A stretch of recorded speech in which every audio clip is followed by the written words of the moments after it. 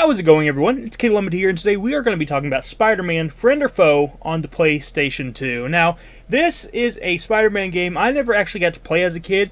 This was my first time playing through it, and I'm glad that I finally did play through it. And I will say, if I was a kid and I played through this, I probably would have loved it, because you are able to play as some villains in this game, including some of my favorite villains, and I think that's really cool. But even playing it as an adult, I can still say that this is a really fun game, and if you have a PlayStation 2 and you're looking for a really fun superhero beat-em-up hack-and-slash style game, you should check out Spider-Man Friend or Foe.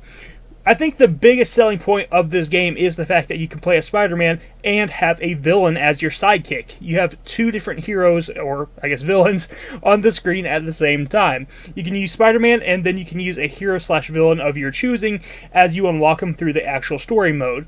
And you can even play as my favorite villain, Rhino. And if I was able to play a video game as Rhino as a kid, I would have been insanely addicted and loved it.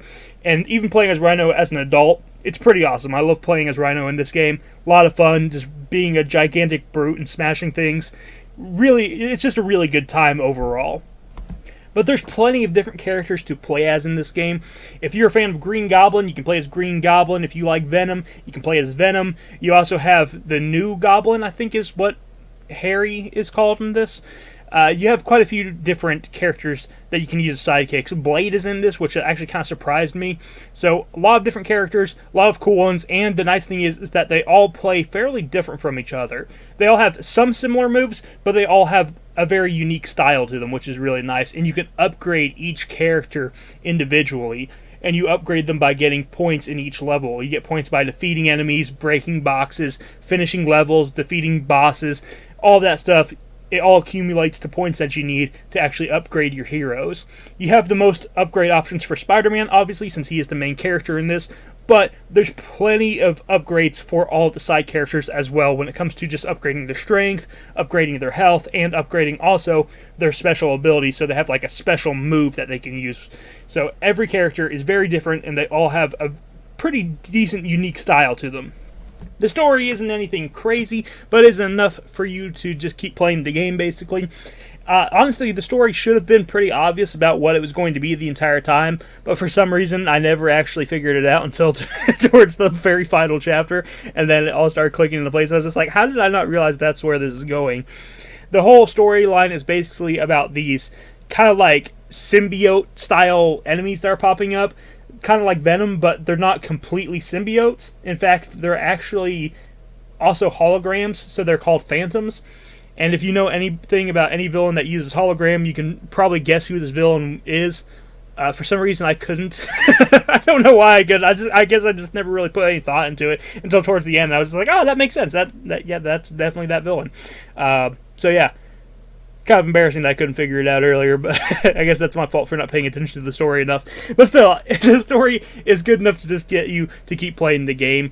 I do actually enjoy the cutscenes and everything. The cutscenes are pretty nice. You get to meet Nick Fury in this, and you're working with Nick Fury to basically hunt down all of these supervillains and basically free them from mind control, because if you can free them from the mind control, then they will help you defeat these phantoms. And I think that's a pretty cool idea overall.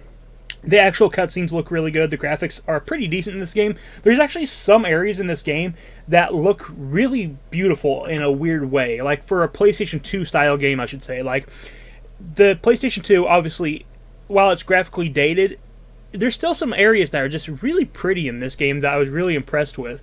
Just they had a really good atmosphere, a really good setting, and just really good effects going on. There, they have some areas where it's just like storming, and it is basically, you're walking around basically like a graveyard and stuff, and it looks really good. You have some areas that are just outdoors, and you're surrounded by the ocean. Just some really nice looking areas, and I was really surprised with how well the graphics did hold up and how well this game really held up visually. So I was pretty impressed by that, actually. The controls play great. The actual performance of this game also plays fantastic. Never had any issues with it. There is collectibles to find in this game, so there's replay value. You can find little like tubes, and if you find these tubes, they will actually unlock, I believe, like concept art and stuff like that. And you can also find arenas hidden throughout the different maps and the different levels. And if you find these arenas, you have to have a card, these like card to open the doors. And if you found the card in the level, then you can open the door to the arena, and if you defeat all the enemies in there, then you unlock that arena for split screen mode, which is pretty cool, or for multiplayer mode. So I think that's pretty cool, actually. There's definitely some replayability here, and definitely some stuff that you may want to try to go find after you've already beaten the game. I don't really have any complaints for this game. My only complaint is that we don't get more video games like this today. I actually really like this game. I think it's a pretty cool idea. I like the fact that it also has drop-in and drop-out co-op, which is pretty cool. It's almost like the Lego games in that aspect, which is pretty neat. So I like that. I like the hub world that you have, where you basically go onto the SHIELD ship. You know, you can go onto Nick Fury's ship, and basically that's your hub world and your hub area where you can go to each mission. You can upgrade your characters and stuff like that. So I think that's pretty cool. There's really nothing negative that I can say about this game other than I just wish we had a sequel to it, because this is a pretty cool game, and I wouldn't mind playing more games like this. But yeah, unfortunately, there's just no sequel. It kind of ends with a hint that there could have been one, but unfortunately, it just never happened.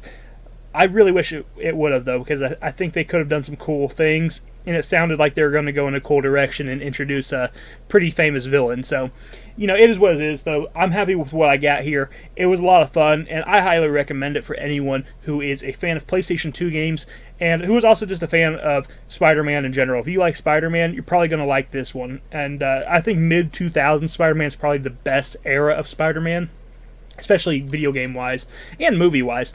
But it's definitely a must-have if you are a fan of Spider-Man stuff, and if you are just looking for a really fun hack-and-slash beat-em-up style game on the PlayStation 2. So go check out Spider-Man Friend or Foe. Go play as some of the heroes, go play as some of the villains, enjoy the level design. It's pretty good. It's set up pretty well. I've never had any issues with performance or anything. This is a really solid game all around, and honestly, I can't recommend it enough. This is a really good one. So go check this game out. Go have fun with it. Go beat up some phantoms, some big boss phantoms, some fat phantoms, and some boss fights. Go have some fun with this. So I'll talk to you in the next one. You have a wonderful day. Bye-bye.